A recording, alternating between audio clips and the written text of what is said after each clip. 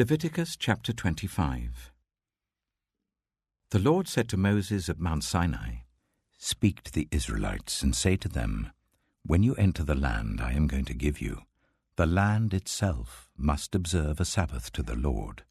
For 6 years sow your fields, and for 6 years prune your vineyards and gather their crops. But in the 7th year, the land is to have a year of Sabbath rest, a Sabbath to the Lord. Do not sow your fields or prune your vineyards.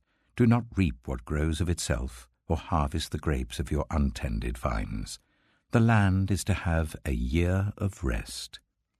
Whatever the land yields during the Sabbath year will be food for you, for yourself, your male and female servants, and the hired worker and the temporary resident who live among you, as well as for your livestock and the wild animals in your land. Whatever the land produces may be eaten. Count 7 Sabbath years, 7 times 7 years, so that the 7 Sabbath years amount to a period of 49 years. Then sound the trumpet everywhere on the 10th day of the 7th month. On the Day of Atonement sound the trumpet throughout your land. Consecrate the 50th year and proclaim liberty throughout the land to all its inhabitants. It shall be a jubilee for you. Each of you is to return to your family property and to your own clan. The 50th year shall be a jubilee for you. Do not sow and do not reap what grows of itself, or harvest the untended vines, for it is a jubilee and is to be holy for you. Eat only what is taken directly from the fields. In this year of jubilee, everyone is to return to their own property. If you sell land to any of your own people or buy land from them, do not take advantage of each other. You are to buy from your own people on the basis of the number of years since the Jubilee, and they are to sell to you on the basis of the number of years left for harvesting crops. When the years are many, you are to increase the price, and when the years are few, you are to decrease the price, because what is really being sold to you is the number of crops. Do not take advantage of each other, but fear your God. I am the Lord your God. Follow my decrees and be careful to obey my laws, and you will live safely in the land. Then the land will yield its fruit, and you will eat your fill and live there in safety. You may ask, what will we eat in the 7th year if we do not plant or harvest our crops? I will send you such a blessing in the 6th year that the land will yield enough for 3 years. While you plant during the 8th year, you will eat from the old crop and will continue to eat from it until the harvest of the 9th year comes in. The land must not be sold permanently because the land is mine, and you reside in my land as foreigners and strangers. Throughout the land that you hold as a possession, you must provide for the redemption of the land. If one of your fellow Israelites becomes poor and sells some of their property, their nearest relative is to come and redeem what they have sold. If, however, there is no one to redeem it for them, but later on they prosper and acquire sufficient means to redeem it themselves, they are to determine the value for the years since they sold it and refund the balance to the one to whom they sold it. They can then go back to their own property. But if they do not acquire the means to repay, what was sold will remain in the possession of the buyer until the year of Jubilee. It will be returned in the Jubilee, and they can go back to their property. Anyone who sells a house in a walled city retains the right of redemption a full year after its sale. During that time, the seller may redeem it. If it is not redeemed before a full year has passed, the house in the walled city shall belong permanently to the buyer and the buyer's descendants.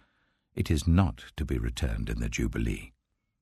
But houses in villages without walls round them are to be considered as belonging to the open country. They can be redeemed, and they are to be returned in the Jubilee. The Levites always have the right to redeem their houses in the Levitical towns which they possess. So the property of the Levites is redeemable, that is, a house sold in any town they hold, and is to be returned in the Jubilee, because the houses in the towns of the Levites are their property among the Israelites. But the pasture land belonging to their towns must not be sold. It is their permanent possession.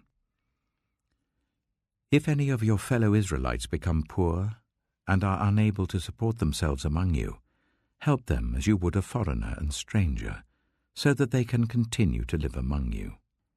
Do not take interest or any profit from them, but fear your God, so that they may continue to live among you. You must not lend them money at interest or sell them food at a profit. I am the Lord your God, who brought you out of Egypt to give you the land of Canaan, and to be your God. If any of your fellow Israelites become poor and sell themselves to you, do not make them work as slaves.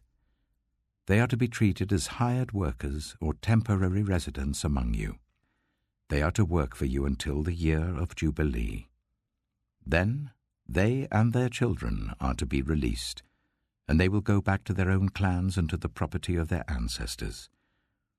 Because the Israelites are my servants whom I brought out of Egypt, they must not be sold as slaves. Do not rule over them ruthlessly, but fear your God. Your male and female slaves are to come from the nations around you. From them you may buy slaves.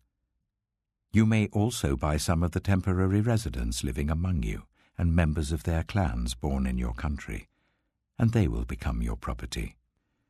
You can bequeath them to your children as inherited property, and can make them slaves for life. But you must not rule over your fellow Israelites ruthlessly. If a foreigner residing among you becomes rich, and any of your fellow Israelites become poor and sell themselves to the foreigner, or to a member of the foreigner's clan, they retain the right of redemption after they have sold themselves. One of their relatives may redeem them, an uncle or a cousin, or any blood relative in their clan may redeem them.